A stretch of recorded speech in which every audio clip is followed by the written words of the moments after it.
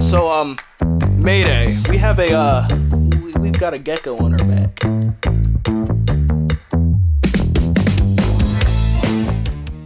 What is going on, guys? In today's video, I'm going to be feeding every single one of my reptiles, going over what I do on a day-to-day basis, and pretty much teaching you guys a little about each and every single one of these reptiles.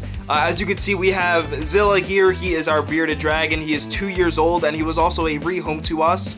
So we're gonna be starting off with him while our food defrosts for our other animals, the bigger, better, scarier animals, as many would want to put it.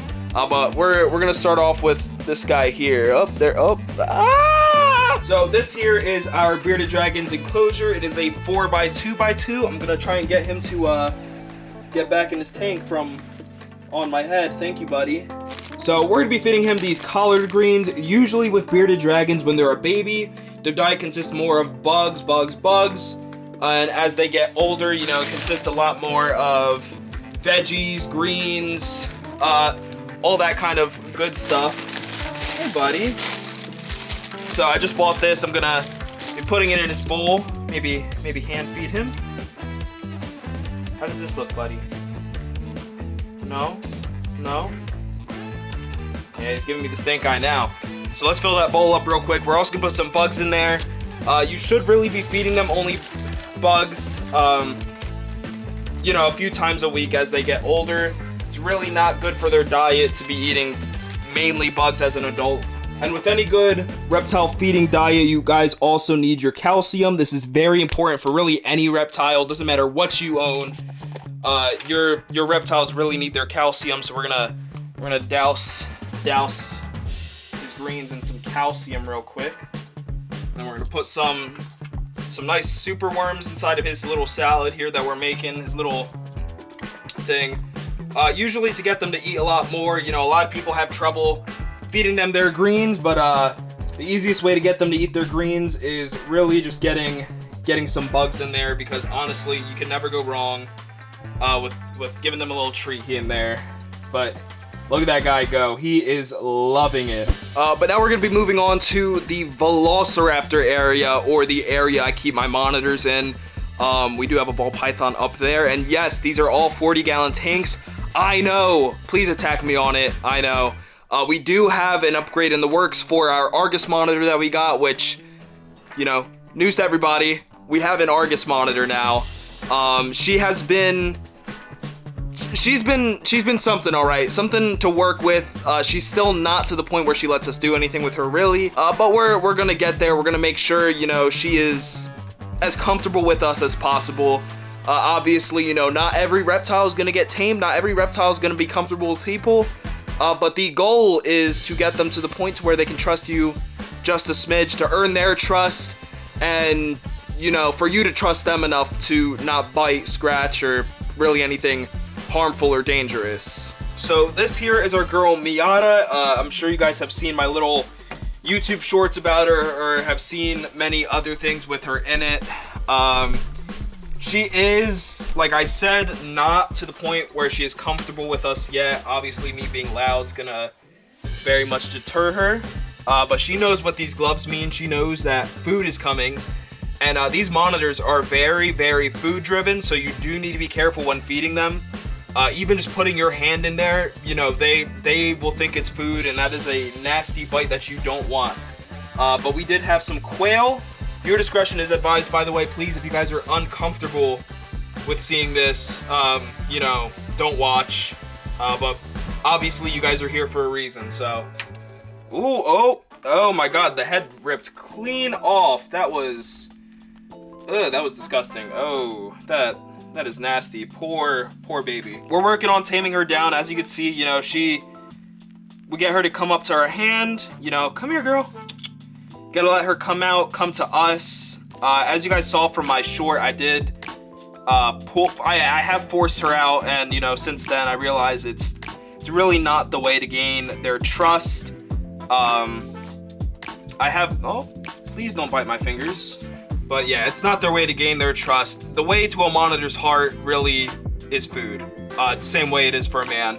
But really, the best way to get them to be comfortable with you, to get to the point where you could take them out. Pretty much, you know, the term puppy dog, or, you know, just tame in general, is food. Food is the way to their heart. Hey, buddy.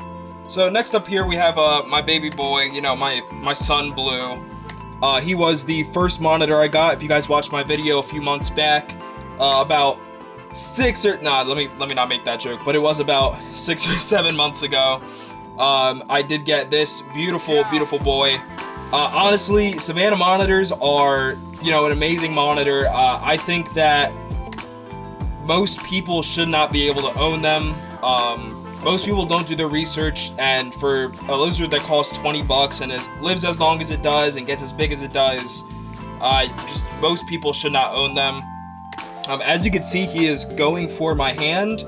We have been trying to tame him down, and we've done pretty good so far, but he's still, you know, he likes to take a little nibble here and there, because he's testing his limits. But we think we've gotten him pretty set. I am wearing gloves for my own safety, his own safety. You know, if he did bite me, you know, depending on how I would react to the bite, how he reacts to the bite, it's, you know, it's just for everyone's safety here. But you know, he does pretty good. Hey, buddy.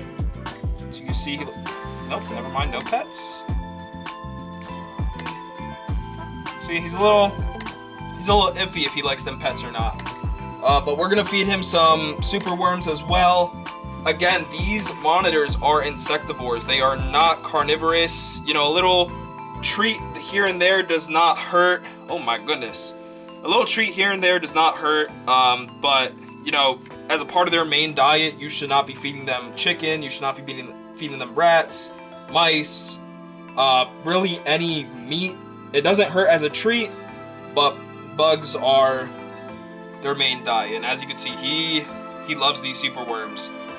When he was a baby, he actually didn't, but as he's gotten older, he's, you know, he just randomly started liking them someday, and I started feeding them to him. But we're gonna move on from this guy. Hey, buddy. We're gonna move on from him. Hopefully, you know, he's not taking a bite out of me or anything.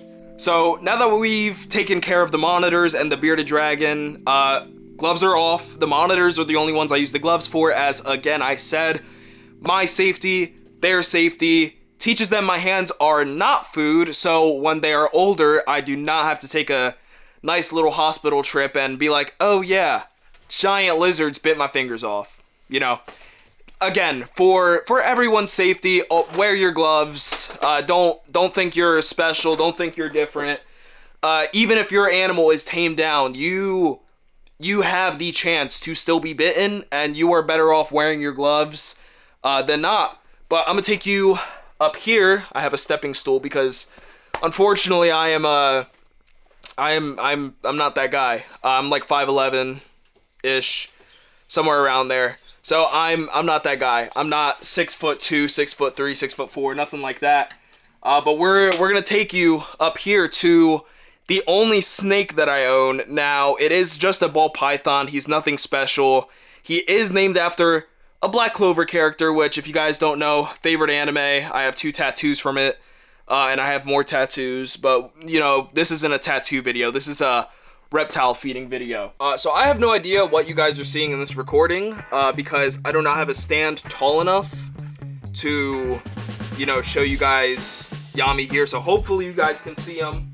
You know, a little thing to keep in mind, always wash your tongs, or sanitize them. You know, you don't gotta wash them, but as long as you have some sanitizer, something to sanitize those tongs with, just make sure you're always keeping them, you know, sanitized, especially if you're using that same singular tong for all of your reptiles. I do have 2 sets of different tongs, but this one does. The other one does not work as well as this one does. If Yami is not interested to strike, which he looks like he's given it some thought. If he's not interested to strike, I am just gonna leave this rat in here. Usually, I don't condone it. Never, especially if it's overnight, never leave a rat or any food item in their tank overnight. Bacteria grows fast, and it's gonna harm your animal. But I know if I leave this in here, he's gonna eat it. He's always had trouble striking his food, But he does eat. He will eat it if I just leave it in front of him or leave it next to him. And you know, we'll come back later and hopefully see. For right now, it does not look like he's too interested in getting this rat. So we're gonna leave that in there for him and move on to the other guys. So these ones that I have here are 3 geckos, 3 New Caledonian geckos. I have a Cresty, a Garg, and a Leachianus gecko, which the Leachy is what I'm going to be showing you guys today. Unfortunately, the Cresty and the Garg are a little harder to get out. It's, you know, it's stressful for them, stressful for me. Again, for each other's safety, I'm going to leave them in their tanks. I'm not going to take them out. I'm not going to bother them.